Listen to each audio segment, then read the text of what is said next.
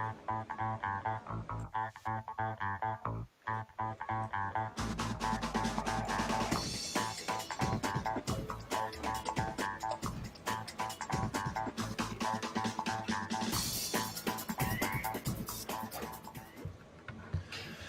are going to have to change our name soon. Hey, everybody! To change my name from Greg? No, we're going to have to change our. We're going to have to change. Oh our yeah, name. That's Greg. Literally, I'm. That is Jeff. No, damn it! I was doing so well. Can you tell what time we're taping this at? I wonder what time it is. You can see on Mr. Apple Watch there. Nope. Remember when those used to be banned? It's a Fitbit 2, baby. Oh, hey, nice. Hey, cool. Yeah. I don't own Apple anything. Although I think eventually I'm going to own Apple something when it comes to the computer. Because well, if it comes down to any kind of ad, revenue, this is actually on a Mac. The platform is being used on a Mac, so we are pretty much Apple powered because of my vocation now being a voiceover artist. If you need a voiceover done, please go to jeffreymorton.com. Self-plug promo. Yeah, nothing wrong with that. I know we're supposed to talk about baseball. Yeah, so 40-40 men. Well, yeah, we will come up with a new name because we're old and we're gonna be 50. Yeah. Yeah. Oh. Yeah. Jeez. We'll do that show from Costa Rica. That's my plan. Yeah. Costa Rican 50. Ayahuasca, baby. I mean, yeah, maybe I will. All right, so I've got the Facebook chat just up on the side, just in okay, cool. Someone will actually. Oh, hey, yeah. Okay, ready to rock. It's actually even captioning us at this point in time. So sweet. So 5 seconds. Make your comments. Yeah, make your comments on Facebook. We'll do our best to catch up with you. I'm putting our name out there a little bit more. Thanks to the Sweet Leaf store on Blue Earth Street West. They seem to like us now, so they're going to start listening to us. Sweet Leaf. It's a cannabis store because we're in Canada. And there's none of those kicking around right now. There's mushroom stores for Christ. Mushroom stores in Toronto. I'm fine with that. That blows my mind, man. Weed's one thing, but to offer like a psychedelic at a store like that, it's kind of weird, man. Like, I'm all for mushrooms, microdosing for treating depression and that. I know they're doing a lot of things with microdosing of a lot of psychedelics in order to help people treat their depression, PTSD, stuff like that. So I think it's great. It's just weird that there are stores for it now. Yep. Like the other thing we don't have that I think we should be having. There's an opportunity to make money, so of course there's going to be a store. Well, I was trying to figure out if you're selling weed legally now, right? And we have been for a couple of years. Why are there no like places to go and smoke weed with other people? And I couldn't figure out why there were like no like weed like lounges and things like that. And I was talking to one of the guys at the store, and you know what he told me, and it makes sense. I didn't even think about it. He said people who make cigars and cigarettes are pissed. They're like, well, why can cannabis have a special thing? Like, we're not allowed, to smoke in regular restaurants and bars anymore, so that's circumventing the law and blah, blah, blah. I get it, but, no, it's different. There's not a cigar bar anymore. No, so there's hookah bars. You can find hookah bars, but they're all smoking regular stuff. Yeah. But it's still that's the thing. It's still the same thing. So I don't really understand why you couldn't actually, have a weed bar. Like there were. The funny part is there was one in Kensington Market for the longest time, and then that's a very legal thing to do, though. Yeah, but then when it went legal, about a few months afterwards, they closed completely. Like because that's a very Kensington thing to do as well. Yeah. Well, apparently what's a very Kensington thing to do right now is to be selling off their properties and starting to gentrify the area. That's happening. Yeah. And I don't like that. I don't like gentrifying. It's a wonderful place. Let it be. Let it be. Kensington is like the Brooklyn of Toronto. It is. Gentrified the hell out of that, right? So yeah. Without the invention of hip hop, there isn't like a Bed-Stuy in Kensington. Yeah, There should be. There should have been at least one hip hop band that came out of Kensington, but no. At least they got their own brewery. Yeah. Well, Wow. let's chat. What's going on at your place? It's busy. Yeah, it's actually it's been a crazy couple of it's just how it is. But yeah, it's in the Toronto area, you need to get yourself some grub for large amounts of people. Revel. Revel. It's lover backwards. Lover backwards. There we go. Yeah, no. So this weekend we took 2 series. Yep. We did well at the Dome. We got to see how the Dome played with all its new fandangled. I like it. I like the couple of catches at the wall as well, like at the new lowered wall. So that's very first game in the first inning. Was it? It was in the second inning. Yeah, Kevin Kiermaier at the 8-foot mark, and it was called the MLB Play of the Week. It was named the MLB Play of the Week. Well, so the thing is, like, Kiermaier is always good for, like he's been how many times he's got a Gold Glove in 3 for the outfield, like 3. So 3. He made a pretty lousy play in the outfield yesterday, though, to extend in the first inning, and we'll get into that Gosman start in a bit. That's the thing. Like the last game against, the last 2 games we've actually given up 16 runs, 16 runs with 2-4. So. It's whatever. Yeah, it's a little worrisome. I think Manoah's issue, because he's been pretty not on. I think because he used to be one of the slowest working pitchers in baseball, like from between pitches, right? So I think the pitch clock is really affecting him, and I think the quickness of it. I hate to say it, but I think his build, like he's not built for stamina that way. Like he needs his time in between to keep himself moving forward, right? So I think he's getting more tired as well in between pitches. I think it's just a completely new thing for him, the way they have to do it. It's odd. It theoretically he would be in. I mean, if you think about this logically, he would be spending less time out there. So I don't think the stamina should theoretically be an injury. But he's not. It's the recovery time. I'm thinking, right? He doesn't have the recovery that he used to have. So that's the bit of the issue right now, is that he's not recovering well. And his pitches are flat. Like he doesn't have, like, the thing about Manoah that I don't really understand is why his velocity is not high. Like he's a 92, 93 mile an hour fastball guy. He's not a 96, 97. And with his build, you kind of figured it would be in there, but it's not. So he has to really rely on his location, and his location was terrible. Gosman yesterday was terrible. Barrios, his problem with pitching was location as well. And who's been the ace of the staff so far? Kikuchi. He's done all right. Yeah, Kikuchi. He has, because that's the thing. They're hitting their spots. When you hit your spots, you'll be fine, regardless of how fast you throw. Greg Maddux is proof that you don't have to throw hard to be a great pitcher.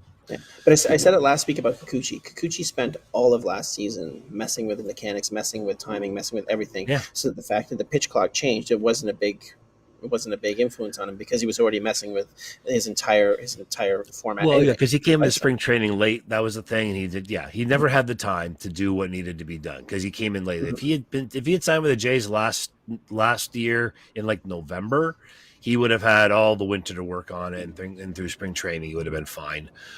I think he's going to be fine. I think people really are starting to see what he's capable of. Like he's a 95 mile. They had a list on yesterday of the fast. Of all the left-handers who throw the hardest, he's the 3rd hardest throwing left-hander in baseball. Who's and not that far behind. McClanahan was the guy who was pitching for Tampa Bay yesterday. Yep. So he's the hardest. I can't remember who was second, and Kikuchi was 3rd. For some reason, whenever I think of a McClanahan in Tampa Bay, because Tampa Bay is always a Golden Girls, Rue McClanahan. Yeah, Rue McClanahan, and I always want to say Rue McClanahan. Like maybe there's a relation. We don't know. I don't know how popular. Oh, you know what name I didn't know is I've been saying wrong the whole time. McElhenney. Rob McElhenney, the guy who bought Wrexham with Ryan Reynolds. Yeah, I thought his name was McElhenney. Yeah, I always thought it was McElhenney. It's McElhenney. I didn't know that. And because of that, Ryan Reynolds has released a song about how to pronounce McElhenney. It's pretty funny. It's a pretty funny song. It's like an Irish kind of tune. It's kind of fun. But anyway, Shots of whiskey back and a to, fight going on in the background. Yeah. yeah, whiskey. Oh, I have some Glenlivet left. Might Well, have I to have mean, that later. So we are what we are. Our pitching's yeah. been pretty bad. Like we've got two guys that actually qualify for a proper ERA, and Gaussman is three and a half. Like what is it, 3.65? And Manoa is just under 7. So like, Well, 3.65 is actually pretty good considering, like, Yeah, the but 4 7. starts. I'm It's looking at the because he 7. gave up. Right? Yeah, he gave up the 7 runs. So I mean, Yeah. he couldn't. Like I said, he's got this slider, and they were talking on the broadcast that they're calling it the sweeper. It's a new term. Well, I don't know if it's a new term. You've heard the word sweeper kind of throughout the years, but it's Yeah. becoming a very prominent one. They're even using it on StatsCast apparently, a sweeper. And Buck was basically saying on the air, going like, they're never gonna. It'll be gone after this year. It's a terrible pitch because all it does is it sweeps across, right? You're sweeping. He goes, but when it sweeps across, it's sweeping across the plane of the bat. So you just follow it with your bat, and you're going to hit the shit out of it. And that's what they do. But it's one of those things where if you throw this, and this, and then all of a sudden throw that in just once, it might confuse the hell out of them. And that's the point. But 90% of batters have such a good eye that they can see it coming. But if it's late in the game and they're tired, if they're late, he was throwing it badly. Like it wasn't a good pitch. It was plain. It was just flat, and they were hitting it. And then his fastball, he couldn't locate his fastball in the first inning. The amount of times he was trying to do up and in, and he was down and away or reversed was at least 4 or 5 times in the first inning. And credit to him, he made it through into the 5th because he threw I think it was like 55 or 60 pitches in the first 2 innings or something like that. Like the first inning alone, I think it was over 30. It was crazy because they batted around basically, and guys you never heard of were hitting the home. It wasn't the guys in Houston it was the guys in Houston you don't know that were hitting like the ball pretty hard. Well, that's and this is the thing. It's like if you look at Houston's record, they had a crappy start as well, but they're one of those teams, and they didn't have Altuve like right at the very start, so it was I think a series and a half. The guy who's replacing Altuve is on like a 14 game hitting streak. He's hitting like 360 something. So they're not without a garbage gun. Ding, ding, ding, ding. Oh yeah, and that's okay. That's the other thing I want to mention because of what was happening yesterday. Some moron on the groups was saying, "Oh, of course they're in Houston. They're stealing signs." I'm like, they're using PitchCom. You can't steal the signs. And the guy wrote, well, like nobody's ever found an electronic signal and was able to get into it. I'm like, but did you realize how quick you'd have to be able to? No, you can totally do it. But think of the time that is. Steal the signal, relay it back, and then get it to the batter. Come on. And they're all like privately coded signals anyway, so you can't do that. So anybody who goes on to the Houston, and first of all, or second of all, get over it. It was 6 years ago. George Springer's not cheating anymore. There were people bitching about George again. They're not cheating. They're just not. So stop. They didn't, and who won it last year? Houston. Exactly. Yeah, right. Exactly. I mean, they could have won without cheating before, but they did, and so they did. But now it's like, give it a break. I mean, they're not cheating. I don't understand why people overreact so hard in baseball. Like already asking for, one guy wants us to send Manoa and Gosman to AAA. Like, really? Our 1 and 2 pitcher. Yeah. No. The guy with the 3.65 ERA who had 1 bad start out of 4, you want to send him to AAA now? Really? Like, first of all, people need to understand the rules of how to send people to AAA. Like, these guys, those guys have to be injured and then come back and hit AAA in order to get warmed up. They can go to AAA, but they have to approve it. They'd be like, "Yes, you can send me to AAA because I'm sucking ass." Yeah. So, but and what one of those guys would do is literally like they wouldn't even skip a start. It's like, you're sucking right now. I'm not going to skip a start. You want to skip a start? No, I'm not going to do that. Yeah. Speaking of start, did you hear about Ricky Tiedemann's first start? Yes. AA, 3 innings pitched, 2 hits, 9 strikeouts. all the outs were strikeouts. You will see Tiedemann on this roster at some point midsummer. sure. I think by August. Yeah. Yeah. Yeah. Well, I think even if you're looking just at bringing them up to come out of the bullpen, like Simber and Pop are literally Mace has done it right too. Simber, Pop, and Swanson have been lights out. Maze has been. He had a really good game, and he's had some pretty crappy games. So I think he's been mediocre. Bass has been mediocre. Yeah. Richards has been better than people give him credit for. He's been doing all right. He's our quote unquote long guy who can go 2 innings. Yeah. Pearson's also kicking it in AAA. So I think that doesn't mean like that's where Tiedemann will slot in, and he'll be I think you're going to see a big trade coming with some of our bullpen guys. Sooner rather than later. I think Trevor Richards is going to be gone. They won't. I don't think they'll trade Bass, unless or else they'll release him because he's pitching like crap right now. Like he's not the guy that he's 35. Maybe he's lost it. He's at that age. It could be an aberration. Maybe he's having a harder time getting started this season, but I don't know. Personally, I would rather have Romano, Meza, Simber, Garcia, Swanson, Pop, Zulueta, and Pearson. Anyone named Gimme is always good in my books. Yeah. But that also doesn't include Mitch White, who's supposed to be coming back. He's supposed to be like long guy. Well, they brought Nathan Lukes back. They brought Nathan Lukes up again. That's because we have a whole plethora of right-handers we're going to be facing. And Jordan Luplow is a 4A player. He's not even Bradley Zimmer because he can't hit, can't run. He can field. But Lucas, I'd rather have the left-handed bat. And we don't need it. We don't need a left-handed bat, but I'd rather have him there because he can play. He's always been a hitter. He's 28. He deserves to be up here. And like I said, we're doing a plethora of left-handers. He got his first major league at bat finally yesterday. Deep fly out to left center field, but he got his at bat. He's finally he got a hold of it. So that's exactly. It wasn't a strikeout. It wasn't a crappy grounder. He got some good wood on it.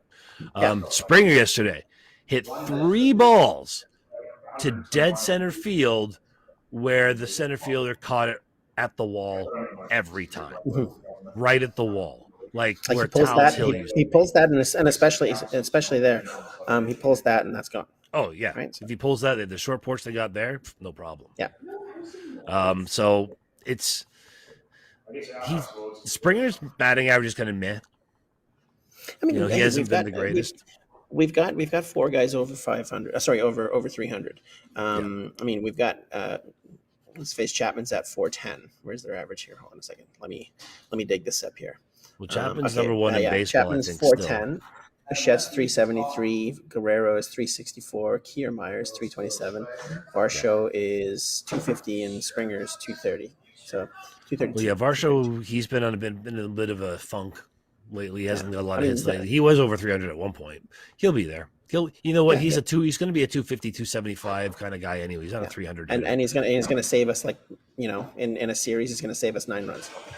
Which hopefully he can actually start doing things like hitting some home runs too. That'd be nice, But I'm there's talk now of people saying that maybe we should start thinking about changing the lineup a little bit, and because Bo is hitting the crap out of the ball, that maybe Bo should be hitting 4th. It's not a bad idea. I don't know. I mean, we got Chapman at 4 now, and Chapman's hitting 410. So I mean, you're gonna drop Chapman lower? No, you know what I mean? It's not a bad idea. It's just sort of you can mess with the lineup like per series or whatever. You don't do it every day. You don't have to do it every day, but you can just sort of give a team that's prepping for something like that something different to look at right at the start. Because then you've got Guerrero hitting in the 2 spot, and you've got Bichette hitting 3rd or something like that. Like you keep Kiermaier 9th, because I always think it's pretty kick-ass to have like a dude that's hitting 9th that is always going to get on base, and by the time you're coming around, he's leading baseball in most hits from the 9th spot in the batting order. Yeah. He's not. That's the thing. He's not a 360 hitter either. He's another one guy who's going to be down there. But people talking, honestly, if Springer keeps going, I think maybe we drop Springer. I would personally, for a while, if Springer is still kind of struggling, put him 6. You put Kiermaier 1, Bo 2, because they can both run. Just keep Mhm. Vlad 3, Chapman 4, put Springer 5th, or Varsho 5th and Yeah. Springer 6th, something like that. And then and then and then you, Because, and then you plug it in with the catcher at that point in time, because then you've got Jansen who's still doing well, and if pray well, tell, you've Jansen got ain't Kirk hitting. in the lineup. At least Kirk's starting to hit. Jansen has not been hitting. Um, I think he will eventually, but it's really crappy to see that he's not. Like our catchers starting the year, we're both just not hitting anything, and Kirk's kind of picked it up a little bit. Um, but again, as I say, I don't see Kirk lasting the full year. I think he's going to have a really hard time with that personally. That I just do. I don't think he's got the stamina to pull it off, and he's the most miserable looking baseball player I've ever seen too. Like he's just always got the same look on his face. Like, yeah. You've mentioned this many a time when, well, actually it's not you, it's the that person that says, what his problem is, he doesn't have a smile on his face. And Yeah, he reminds me of my niece's dog. Expression never changes. The expression is the same all the time. how did the Never. dog's expression not change? This Like, my niece's dog. It's a Jack Russell mix. It does not change his expression ever. really? It doesn't pant or anything like Wow. that. It just has, like, you could pet it, same expression. Play with it, same expression. Doesn't change. It's really very disconcerting, actually. I think it's planning to take over. I'm glad I don't live there anymore. The dog is taking over. It's the dog's teaming up with the Roomba, and he's going to be their Right. inside man for like That's when what's the going to happen. machines, when the machines That's what's going to rise. happen. Oh, another good thing in Toronto. Did you know there's a second Salad King? There's Oh, no two. way. Yeah. Okay, it makes me laugh because they don't even serve salad there. The food's awesome, but it's I know. no salad. The second one is now on McCall, just north of Queen. Yeah, because the first one's at like Young and like just above Dundas. Yep. Like, Well, it used to be in a building right at Yonge and Victoria, and that building burned down. And then they moved across the street to a place. Then they moved to another place across the street, which is now pretty much above the pizza that's there. okay. And their food comes out fast. By the way, you're ever in Toronto, go to a Salad King. You want really good food that comes really fast? Go to Salad King. I met with my friend there, my friend Jen. Just don't get the mango shake or whatever it is. It's mango shake or pie shake, whatever. It's freaking gross. No, the food's good. Their drink selection's a little sus, but but the food was out there in like 7 or 8 minutes, and it was a plentiful amount of food, and it's massive. Yeah. But the prices have gone up to match accordingly, because it used to be like $5 a plate. Now it's $15 a plate. Oh wow. Yeah, that's right. Sitting us all down here in Toronto. It's a badge of honor to sort of do it from here, because then you go anywhere else and it's cheaper. Yeah, that's true. I mean, I'll be a Salad King fan of the day I die. I love that place. Anyway, speaking of food, so now it's getting into all the new foods and stuff they have at the Skydome. People have been raving about a lot of it. The poutine hot dog seems to be doing quite well, actually, surprisingly. It's gravy and cheese and potatoes on a hot dog. It's freaking awesome. Yeah. How could you not like that? Well, apparently it's so loaded that you can't eat it with your hands. Like they say that you should get like a plastic knife and fork to eat it, apparently, because it's just a big mess of stuff. Knives and forks are so terrible. Yeah, I'm guessing maybe there's some reinforced fandangled like paper forks now. I don't know, like they do with the straws, but they do say you would need utensils to eat the bloody thing because it's just so messy. That's fine. I ate a pizza with a knife and fork. It sounds horrific. What? People have a problem with that. Oh yeah. Always? A good one. No, but a lot of times. Why would you do something so weird? I don't know. I've always done it. Because I start crust first and work my way in. So there's nothing really to hold crust first. Yeah, you save the best for last.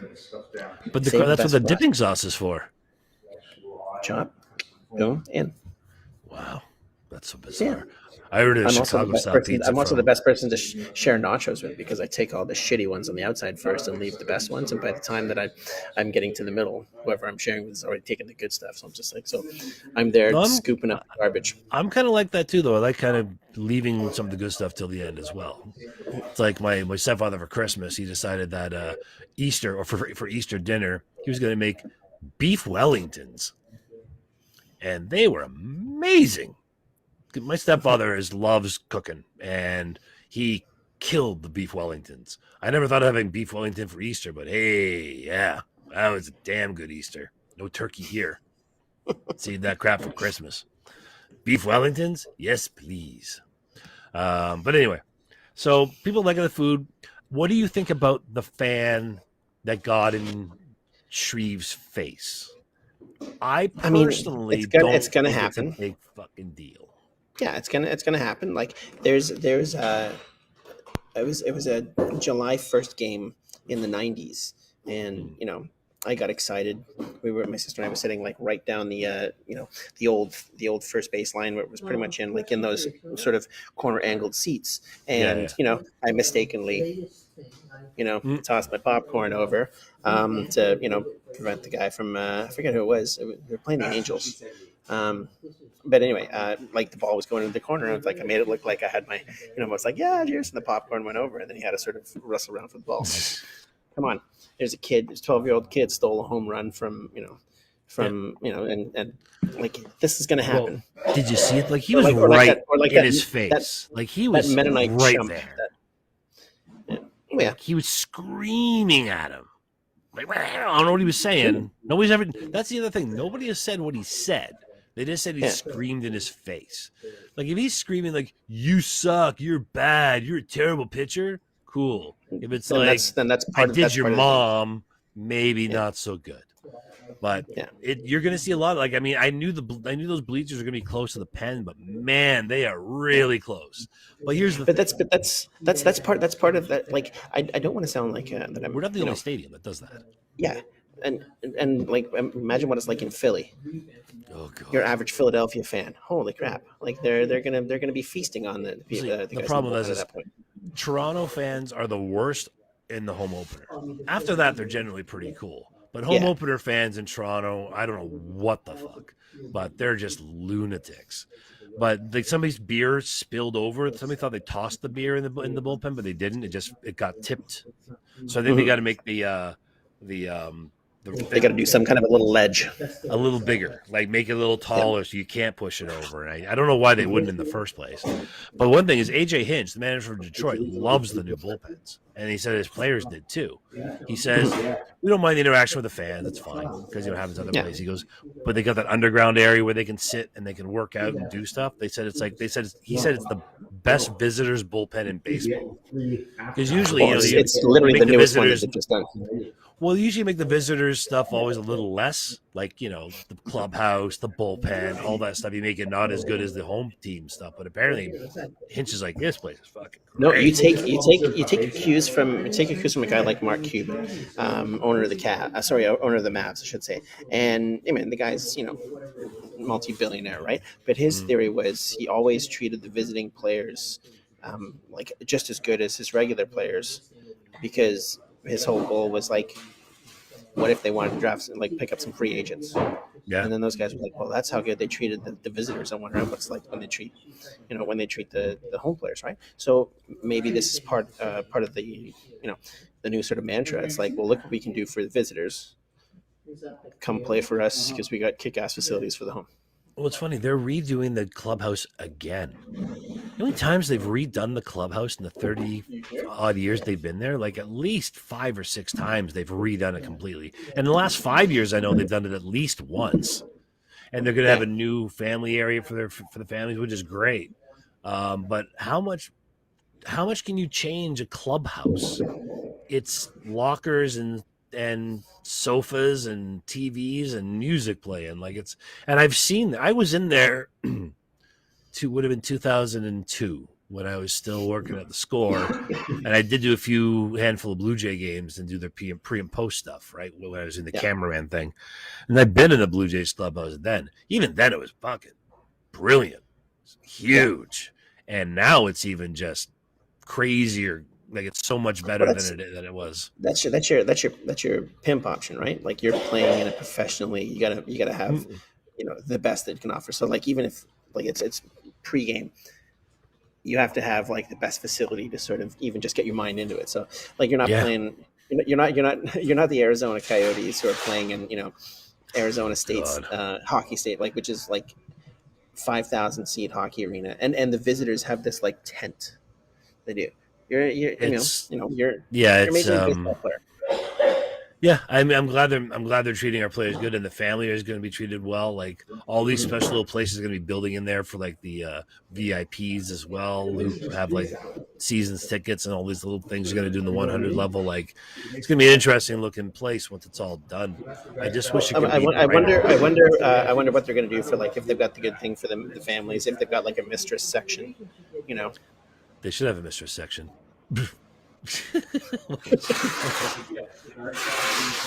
It'll happen periodically. The hell, man. The hell's with the people in the background? Well, they're big baseball fans. They want to dive in.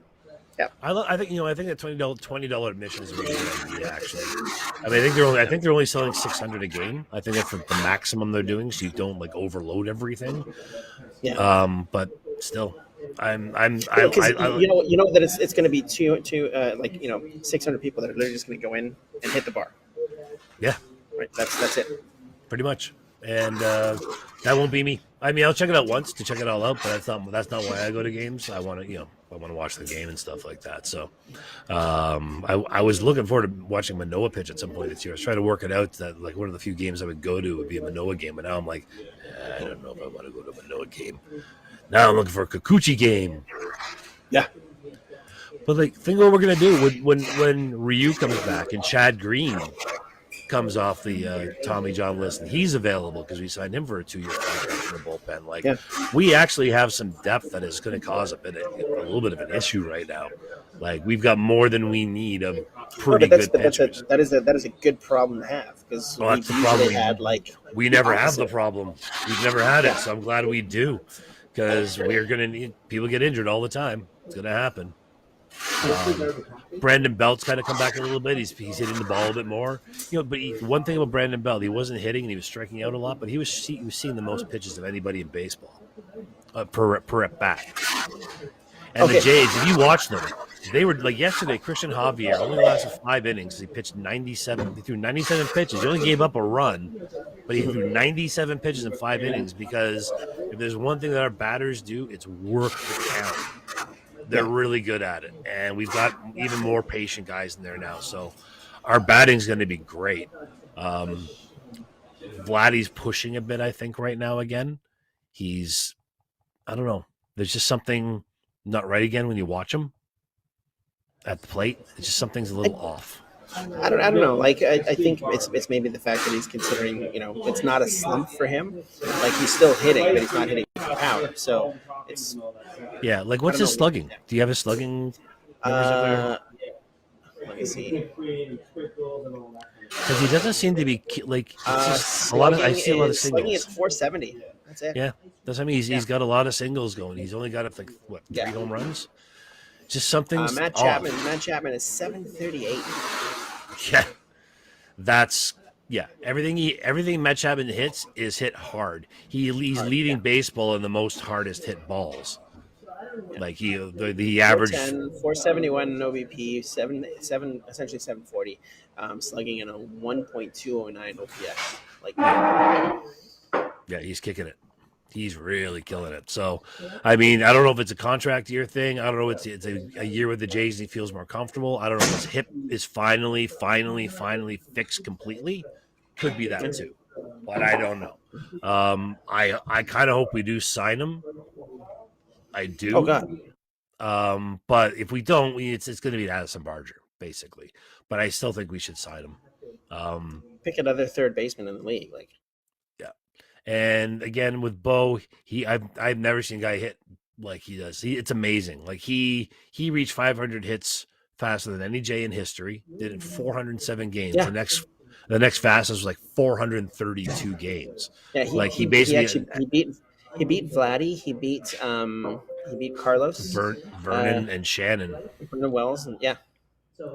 Shannon Stewart was up there for sure because he was leading off. So I mean, yeah. But obviously you get more at bats, but again, I'm watching him. And actually, speaking of leading off, Springer is tied for third all time in leadoff home runs as well with Craig Biggio. I know. Yeah, Kevin's dad. Yeah. So he's apparently they had the Cavin's all they asked for Cavan and Tucson all the time. Like, hey, we gotta talk to Cavan because Craig, that's Craig. Last I looked, Texas was leading the West, which was, but the West is all a bunch of like 500 teams right now, basically. Yeah, that's what it is. Tampa Bay. I can't believe Tampa start, but you know what that means. I knew we were gonna win this series against them because when you go 13-0, the inevitability of a loss is just becomes greater. Yeah, right. So I and taking two or three of they them actually lost. They lost. They lost yesterday to Cincinnati of all teams as well. Yeah. And, Pittsburgh's been playing over their head, maybe Pittsburgh's finally coming into their own with all these young players. That's one of the ones that I said to sort of pay attention to that, and I figured that Tampa would actually falter, but they come out of the gates almost beating a record. But I did say Baltimore was going to still stick around, and Baltimore's actually done pretty well too. Yep, no, I think Baltimore will. Grayson, their starting pitcher, he's doing all right. Not the greatest, but I mean he's gonna come along fine. As like Rushman, best catcher in baseball already. Yeah. I think he's gonna surpass JT Realmuto pretty soon because he's hitting clutch. Defense is great. You can run like hell. And then you got Gunnar Henderson. I think it's Gunnar Henderson. Is that the guy who's playing shortstop for them? Anyway, so they're young guys. Well, like we talked about last week, they finished last God knows how many times, and they were able to draft really high many times. So they're leading the majors in runs scored at this point in time as well. So their hitting is there. Their pitching, obviously will come. But... Yeah, it's pitching. I'm curious if their bullpen holds up again this year like it did last year. That's the only thing with them. Like their starting pitching, I think could be okay. Their bullpen was top 5 last year. I don't know if they can be top 5 again. I just don't know if that's possible. I don't know if that was an outlier for them. I don't know enough about the players that were there. Yeah. I mean, they did trade their closer to have that other closer, the big dude. Whatever his name was. He's a big man. But anyway, yeah, Baltimore will be there. And funny thing I was reading, who's had the hardest schedule so far out of all the AL East teams? Boston. In terms of strength of schedule, they've played teams like an average of 13 games over 500. We've played teams we're like -2, I think. But that's the thing. It's like that's hard to determine because the season is so young. So like the teams have become over 500 because they've beaten Boston. Yeah. See the way to look at that. Like it's like once that's gone through, but then you can pick and choose at like about a month in, because then they're starting to play some teams that have an actual proper record, right? So yeah, I mean, Pittsburgh was one of the teams that was kicking their butt, and they're doing all right. You know what I mean? Like the teams that they beat are teams that you would expect to be doing well, say for Pittsburgh, but that's cool. Yeah. It's gonna be a 3-team race again. New York's got to get some. They've got to get some of their starters back because the guys who are not the regular starters are getting shelled. So, Cole is Cole. We'll see that on Friday because it's Cole and Manoah, I believe, is the matchup on Friday. So that'll be very interesting to see in the Yankee Stadium. What you always hope for the Yankees at some point is, like, by the time the trade deadline comes in, you hope that they're in first, because then they're not going to be dicks and buy up everyone. Because they're in first, so they're like, okay, what we've got is working. As opposed to if they're like, a couple of games out, then they're literally going to just start throwing offers left, right, and center. Isaiah kind of Falefa. Yeah, he's hitting like. He's not hitting at all. He's hitting under 100 right now. Donaldson's gone on the DL. Volpe's doing all right. It's a fine. Like, it's a goddamn airport in the background here. Like the one time that stuff is going on, it happens to happen right now. Yeah. No, I'm gonna kill the volume for a second. Oh, that's beautiful. Yeah. Just the finger that came up out of nowhere behind you. That was, so that's cool. We'll get them back later. I don't know how we're going to do it yet, but we will. I'm going to get them back later. Actually, you guys. Well, you've met Adam before. Yeah. That's at City Hall. I want you guys to duke it out because you guys are both like 6'5" ish. You know, it's literally just going to be like Bigfoot and Sasquatch going at it. So, okay, so the end of this month. So we're facing New York until then we're back home, right? Yeah, I'm noticing pull up the already though. schedule here. So if you look at just in April, we're playing 16 games away from home Yeah, because we did 10 to because start. because they are still they got some stuff done, and then they're still tinkering with But I'm looking at it like if you've done 16 games already, that's almost a quarter of your games away done in the first month, right? Yeah. So that means we got the Yankees in Yankee Stadium after the Astros, because actually it's only a 2-game series against the Astros. Oh no, it's a 3-game. It's a 3-game series. It is, yeah. And then three at home versus Chicago, and at home versus Seattle, which will be a little bit of redemption. And then we go on a a little bit of a road trip there. Boston, Philly, and Pittsburgh. And what days are those? Is that in May? That's the first of May. Yeah, 1st of May. So Boston. Okay. 4 games in Boston, 3 in Pittsburgh, and 2 in Philly. So by the second week of May, we'll have played 25 away games. Yeah, that's 4, and there's 4.5 months left of the season, and we've already played more than a quarter of those games. More than a quarter. Yeah, bodes well for us going forward. I think if we can keep ourselves over 500 on those, because it's not just that we're on the road, but it's like we started the season in the Central, and then we went Central, and then we went West, and then we came home. Then we're back to the Central again. We've got a big tear in June again away, and then when does it start? And half in July. It's literally going to be coming down to September. Oh my God, yeah, September, with the exception of that's kind of funny. September, pretty much all of it except for a little stint at the Rockies, and then at home against Boston, and then away in Yankee Stadium, away in Tampa, and then Yankees back and Tampa back as well.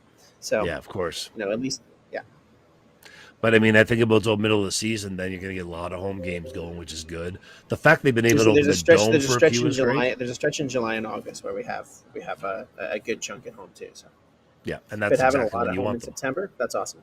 Yeah, but having a lot at home in September, that's great.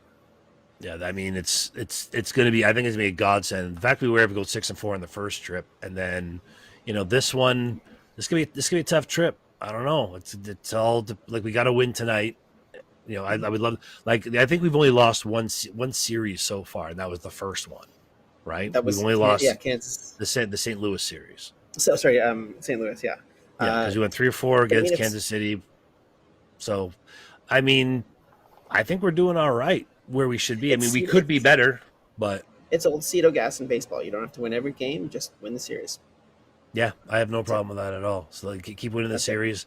Jordan Romano saves 4 out of 5. That's fine with me too. I'm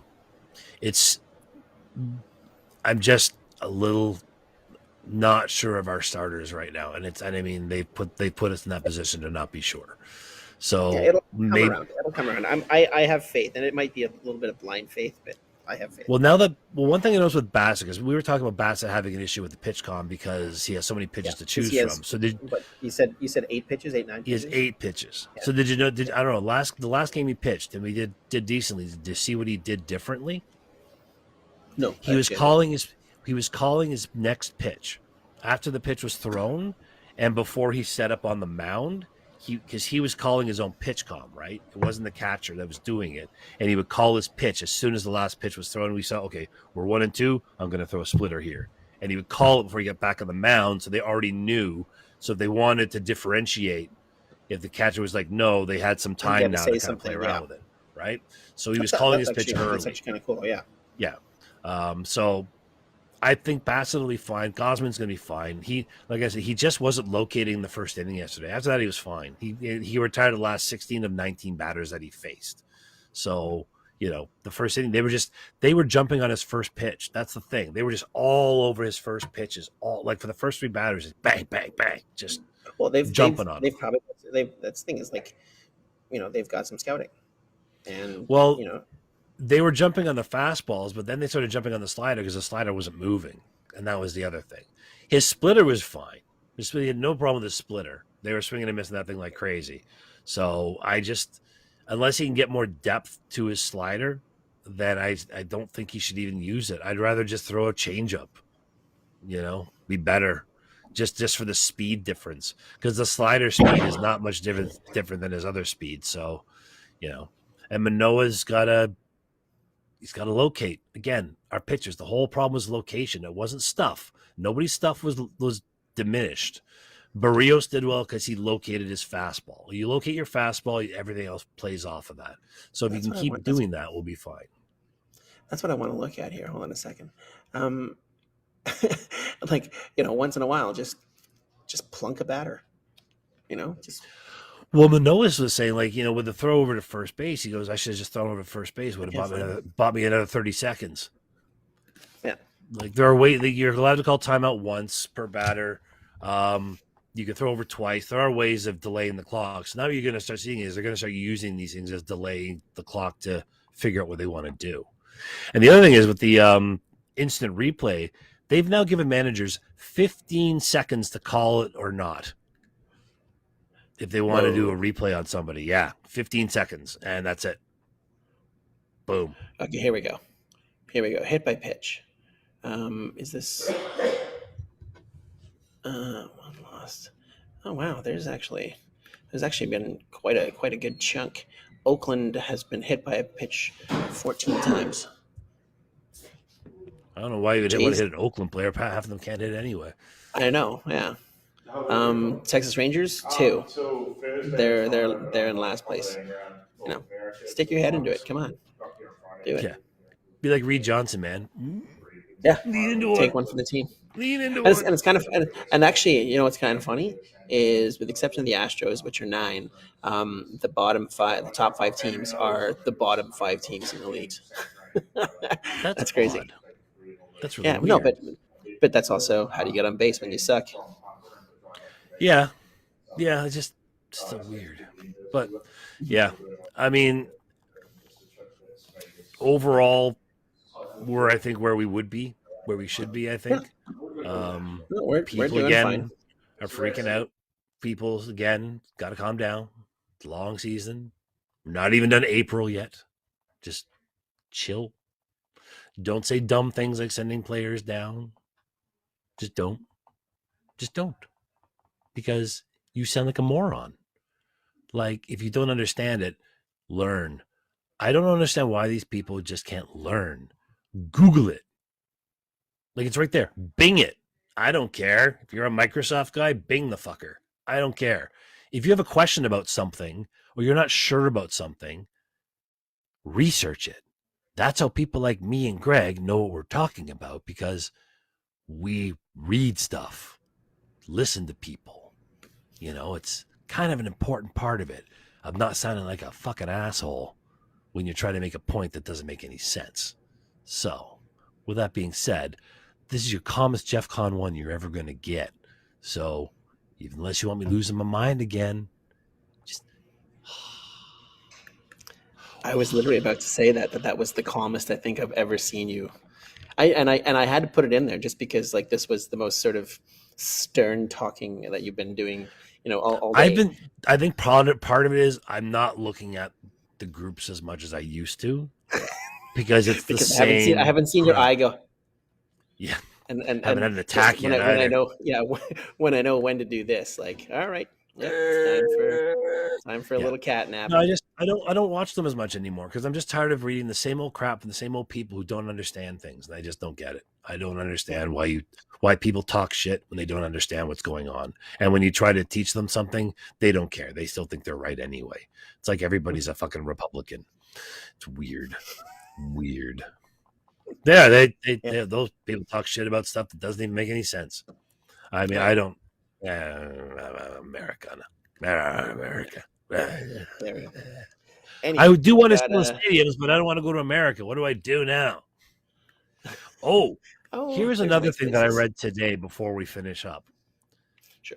Did you know the Vancouver Canadians have been sold to an American company? This American company has been buying minor league teams. They own like 7 or 8 of them now. They bought them off these 2 guys who owned it, and they were old. They just wanted to get rid of it, kind of thing. But now there's talk that because that's happened, that there is a more than a remote chance that our last Canadian minor league team will be moved to the United States of America. Possibly. Now, I think the Jays will have some say in this because it's their affiliate. It makes sense to keep them there. I mean, I think Vancouver is getting to the point now where they're even considering Major League Baseball there at some point because Nat Bailey sells out 6,500 every game. They actually do better numbers than AAA teams do. Have you seen it's really freaking cool. Salt Lake City's throwing their hat into the ring about this and the plans they have for stadium. There is really one city in the entire country of the United States that I don't think could support a baseball team. It's Salt Lake City. I'm on a different opinion of this one, right? Because baseball loves to have like the family aspect of it, and there's family aspect. Then there's just like Mormonism. That's a big difference. Baseball games are usually played in the afternoon, and in terms of Mormonism, it's something in the afternoon kind of thing, right? I don't know. There's definitely money there, but trying to lure you could lure like a family man player there, but you couldn't really lure a young hotshot kid coming up because it's like who goes to play for the Utah Jazz? Same thing. Well, that's the problem, right? Yeah. It's just like who wants to live there? But that was the problem with a lot of basketball stars because they thought Canada was boring, and then when they realized they were coming to Toronto and it was bigger than most American cities. Yeah, but we're still not a bunch of crazy Mormons. Yeah, like that's what Salt Lake City is. It's a Mormon city. I'm not. I mean, good on you. Mormons are good people generally. They don't do dumb, weird, crazy stuff. They're just Mormons, and I just don't think. I mean, I think if they're going to expand, the two places they really, really want are Las Vegas and Portland. There's also talk of Nashville, possibly getting they're throwing their hat in the ring.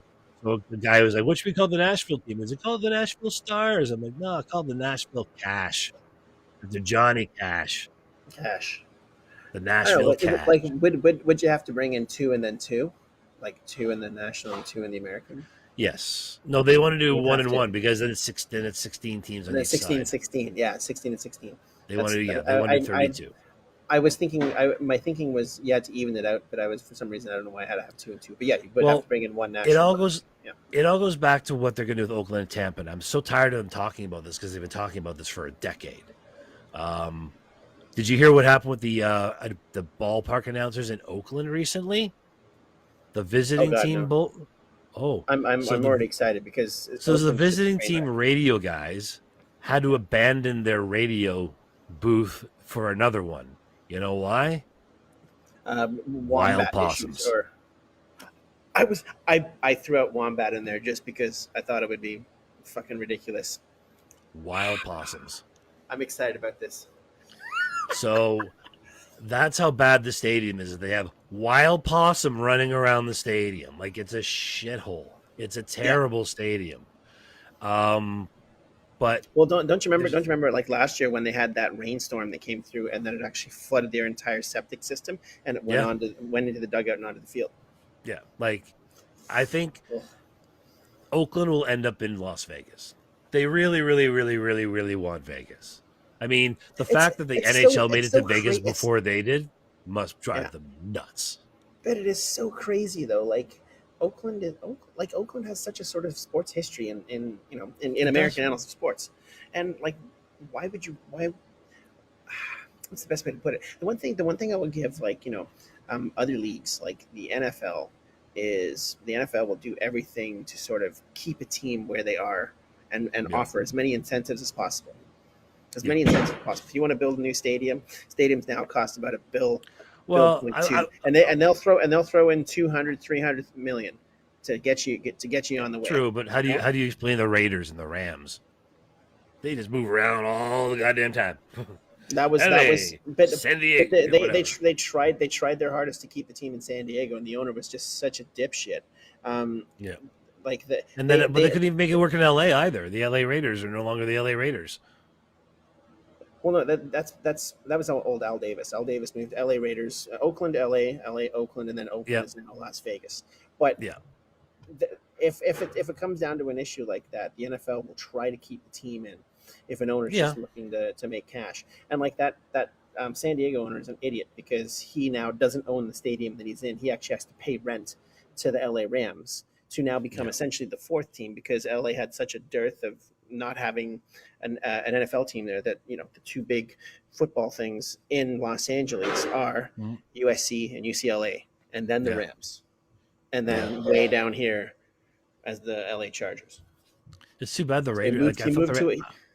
I never thought the Raiders would. I thought they'd be there forever. I never thought they'd move. They just seem like one of those like teams. You know what I mean? Yeah, Like they're that that's team. what it But it's has to be. still, Yeah, but not Vegas. It's kind of funny. I do find it funny that baseball's gonna be the last major four sport that's gonna make Vegas. and as soon as you Well, go in there, Pete Rose goes into the Hall of Fame. he just turned 82 years old. Yeah, I can't believe he looks good for 82. They did an interview with him. He looks really good for 82. We gotta but he give him still that. has that. He still has that awful haircut. That Yeah. bucket of a haircut. Oh, do you know I saw a great? I don't know why, but for some reason where I'm living now, I get the MLB network. So I'm like, so I've been watching a bit of it. They had a really great documentary on Dave Parker. That Oh, man should cool. be in the Hall of Fame. That man should be Yeah. in the Hall of Fame. He The Cobra. really should. The Cobra. Cobra. Yeah. Yep. And his teammates loved him. Said he was like the best teammate they've ever had. Like he was just an Well, we amazing had him. We had him teammate. what 89 to 91, 89 to Did we 92. have him? No, because no. Oakland had him. The Angels had him, and I don't think we never had him. I don't think we did. Parker, American former baseball player. We totally did. We totally did. This is gonna bother me now. Give me a second. If we did, it was really, really briefly It was short. because It was super, they never even short. mentioned it in the documentary. They never mentioned Toronto at all of any of the teams he played for. They mentioned all of the teams he played Yeah, for. we had him in Well, that's 91 not- for 15 games.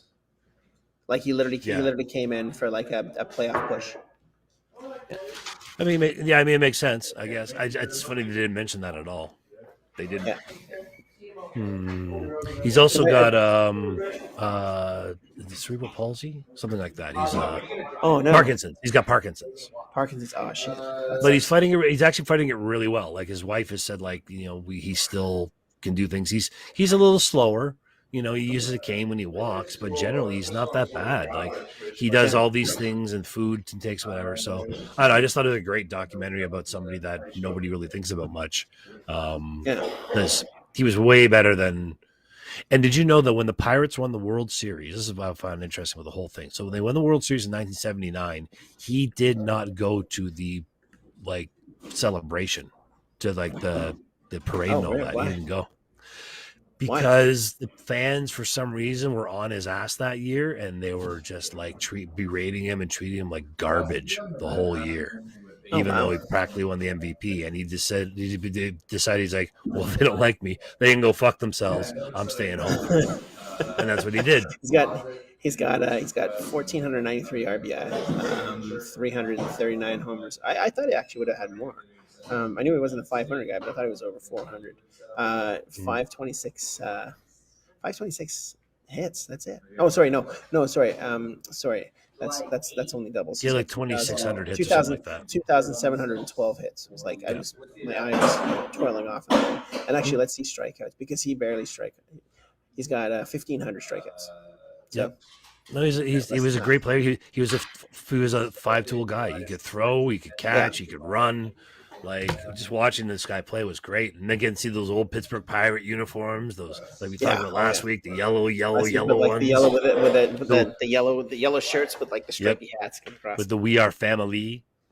He's the one that implemented the "We Are Family" thing as being their like theme song because he was saying that if you play as a family, then you're more inclined to be better and taking care of each other. So he wanted it to be like a family, so he pushed the song "We Are Family" to kind of bond everybody together. Yeah. That's actually really cool, actually. Yeah. So anyway, we don't need a Dave Parker. I'm happy with our hitting. Yeah. Espinal's not hitting, but he had a home run last night. It's fine.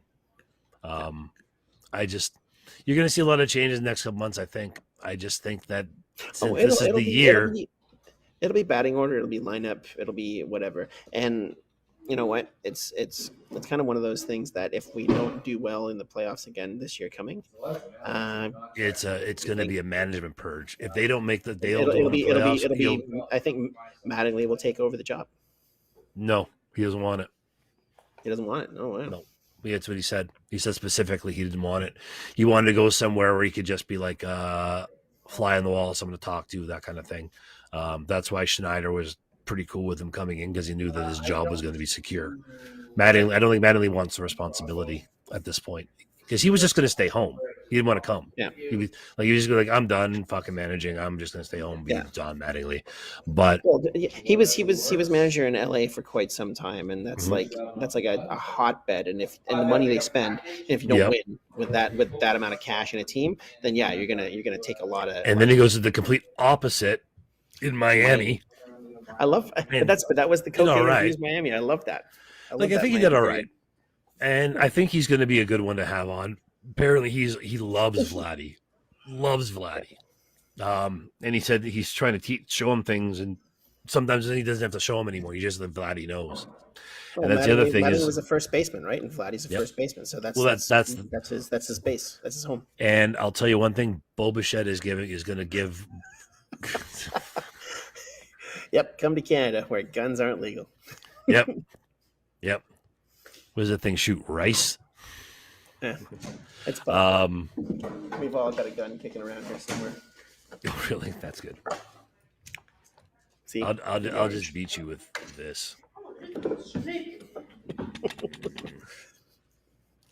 Supposed to be a microphone thing.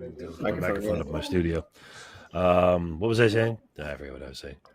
I don't know. Anyway, it's people just gotta calm. Yeah, I was saying people gotta calm down. We'll be fine. I am liking the pitch clock thing. I think all of the only rule I don't like is the two throws over maximum, and that's it. That's just asking for a stolen base. Yeah, but that's I always love the base stealers, and I always love like the I do really like the guy starting on second in extra innings. I don't. I think that's I think that's cool. I think that's kind of cool. I hate it so much. It's just not baseball. Like it's just not. Like I don't like it. I just don't.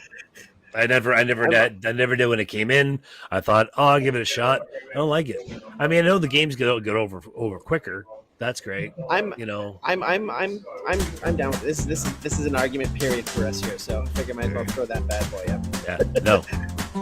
Yes. I say no. I say no. Yes. No. I say yes. No. Yes. No. No, 1,000 times no. There we go. I would. Either way, but I mean, it's happened, so that's what it is. Yeah, and if you notice, there hasn't been like it's literally to chop down like the 18 inning games. That's I get it. See, what my whole thing was, what I would have done is I would have given it 3 more extra innings regular, like 10, 11, 12, and then do it. Yeah. Yeah. Maybe even 10 and 11 and throw it in the 12th inning, something like that. Just, okay, we've done through this. Now we'll do the runner. I don't think you need, I think the 10th inning, no, I don't like it in the 10th. 12th, yes. 10th, no.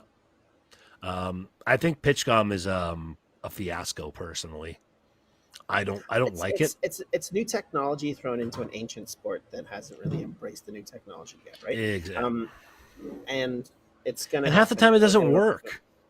Like how many times? That's the thing. It's like, it's like lining up for like the the new operating system for Microsoft, and everyone wants to line up because it's the best one yet, and how many bugs are in those things. So give it a season, they'll fix it. The amount of money that baseball can throw at this project, and they can literally just say, look here, here's $1 billion, fix it, and the problem will be solved. That reminds me. So now baseball is having the Atlantic League try out some more new rules. I read about it today. Let me see if I can pull this article up. While you're digging into that, a new thing just popped up. Fox News settles Dominion defamation case for $787 million. That's it? That's like half. $787 million. That's half of what they asked for. They asked for $1.5 billion. They settled for that? Fucking stupid Canadians. Fucking Canadians can't get their own money. Because it is a Canadian company. Okay, so the league announced a series of experimental rules Tuesday that will be used in the Atlantic League this season, including a designated pinch runner, double hook designated hitter rule, and further limitations on a pitcher's ability to make pickoff moves. What is the designated pinch runner for? Is that for a pitcher? Okay. The designated pinch runner rule allows a player who is not in the starting lineup to be used at any point in the game as a substitute runner. The player who is subbed out as well as the pinch runner would still be able to return to the game. Oh, okay. Yeah. I mean, the double hook that saves your, back in the day, that saves your Ortiz fucking running the base, right? Yeah, but I mean, that's kind of that's such a softball thing, when I developed my disability, I would hit, but they had someone run for me. That's what that's like. It's the same thing. So you might as well just not even. But you're just gonna hit the ball and just let the guy go. Like I don't like. Well, no. That person still has to get on base and then come out. Yeah, no, I know, but that's what it reminds me of. You know what I mean? Like it's the same kind of thing. Yeah. Double hook designated hitter rule allows teams to use the DH throughout the game as long as the starting pitcher throws at least 5 innings. If that doesn't occur, the team loses its DH and the pitcher spot would bat for the remainder of the game. That rule was also used in the Atlantic League last season. But then what you can do with that is you can actually bring in just like some goon to slug, and then put in a pitcher. Yeah, like so yes. It's easily malleable. Like if you have your DH there and the pitcher doesn't go 5, the next time the pitcher's up, you take out the pitcher, put in a new pitcher, because then you can put whatever the hell you want in that. I think it's automatic because like Gosman went 4 2/3, so the DH would have been eliminated when he was taken out of the game. So the top of the 5th, DH is out, but then you can bring in a next best bat off the bench. It doesn't have to be the pitcher. True, but I mean, you basically play. You'd be playing it like a National League game. Yeah. Right. Okay, there's also a single disengagement rule, which means pitchers can only take their foot off the rubber once per at bat to attempt to pick off or reset the pitch clock. That's already stupid. It's like they're already doing too much about that specific problem that's going to throw. Yeah. So I don't know. I guess the Atlantic League's like the guinea pig for all this kind of stuff because they did all this stuff for them before to try all the new stuff. Yeah. I'm fine with the pitch clock. I'm fine with the bigger bases. I had another guy complaining that, oh my God, there's this extra foot in between the bases. I'm like, it's 4 inches, man. Like if you think 4 inches is going to cause a huge spike in stolen bases, you're an idiot. 4 inches. This much. That's how much less space you have to run to. Yeah. It's not even the size of your foot. So stop being dumb. Stop making Toronto fans look fucking dumb. Oh, well, that's tough. Yeah, considering what's going to be going on tonight. Ooh, boy. Game 1. Yep. Well, what is it? Chris Bassett's pitching tonight, too. Chris Bassett, and I doubt anyone's going to watch it.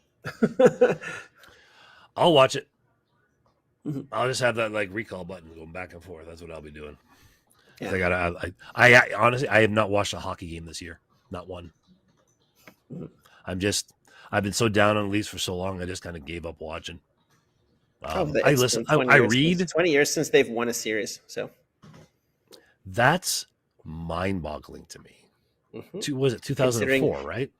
Yeah. Considering how many teams make the playoffs when baseball used to be 4 back in the day, right? And then it became 6, and then now you've got a decent amount, but still half the league makes playoffs in NHL, and the Leafs hadn't won a series. Well, I mean, we are one of 2. Was one of 2 teams that has made the playoffs for 7 years in a row, which is interesting. But we ain't won shit. Yeah. I mean, I think they can now. But our biggest issue is with the Leafs is they just haven't had a good goaltending. They just haven't. Yeah. Not for a long time. But And you've got Samsonov's, Boston playing at record levels, right? So, and then it goes to the thing I was reading too, saying that people who win the President's Trophy 9 times out of 10 do not win the Stanley Cup. it's like the Madden curse. Yeah, Don't get put on the Madden cover. exactly. President's Trophy curse is a real thing. Yeah. Do you think, talking more Toronto sports, do you think Nick Nurse is going to make it to next year? Oh yeah, oh yeah. Do you think they'll keep him? I think they will. I think he's gone. I think he's gone. No, I think they'll keep him.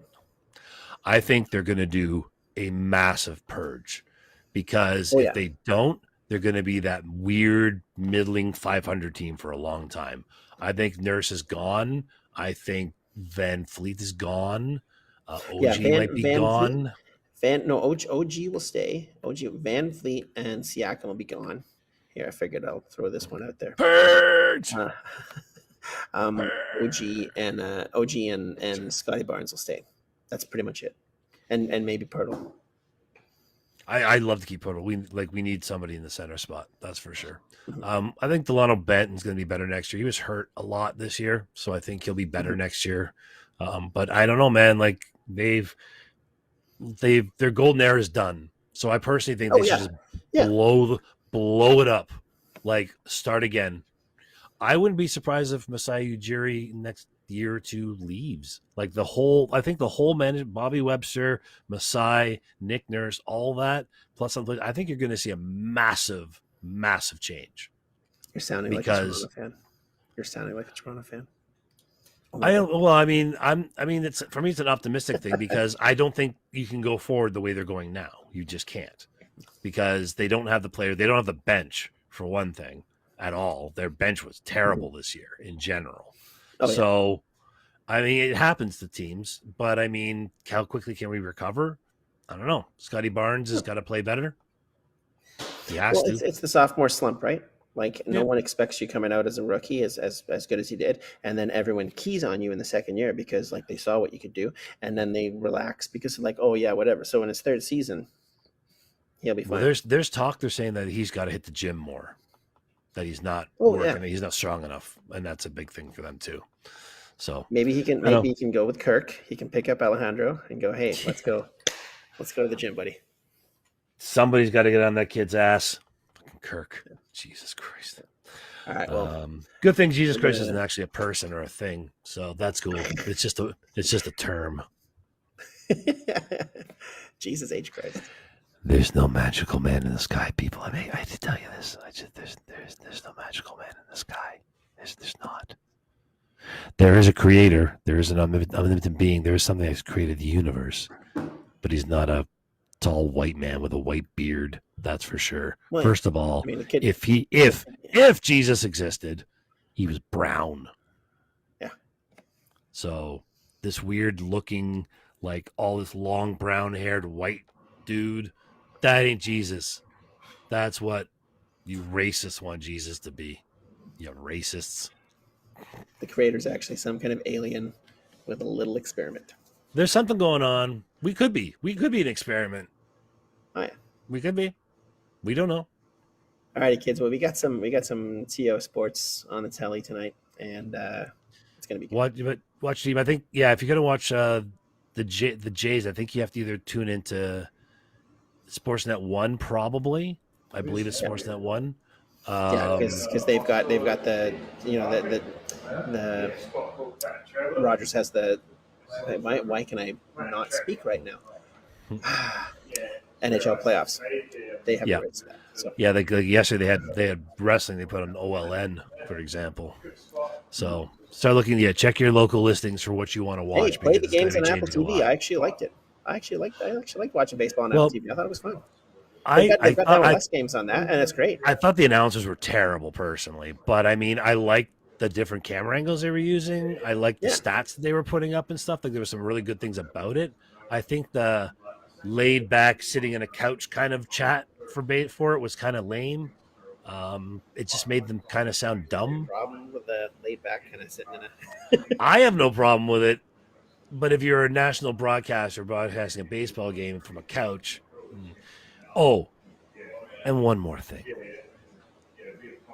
I don't know how Rogers can justify not sending Joe Bowen and Jim Ralph on the road, or Ben Wagner on. Like, basically the radio guys for baseball and hockey are calling the games from the studio when they're doing, because they will not send them to the games, which is the dumbest thing I've ever heard, because it's supposed to be a money-saving thing. It cost, I was reading a thing, it would cost them maybe $10,000 for the playoffs to send them, and they're not sending them.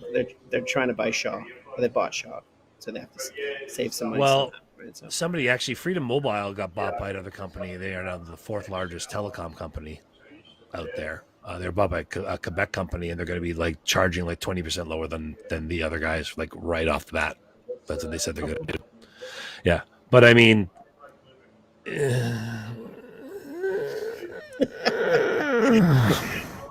let's end it before you have a seizure. I don't know seizures. I still do have them, but I do like this hat, though. I really do. Cool. Anyway, so yeah, support your team. Be optimistic. It's still only April, so just try not to lose your shit. Because if you lose your shit, then you look like a dumbass, and you don't want to look like a dumbass. Be smart like us. Go Jays. Go Leafs. Peace.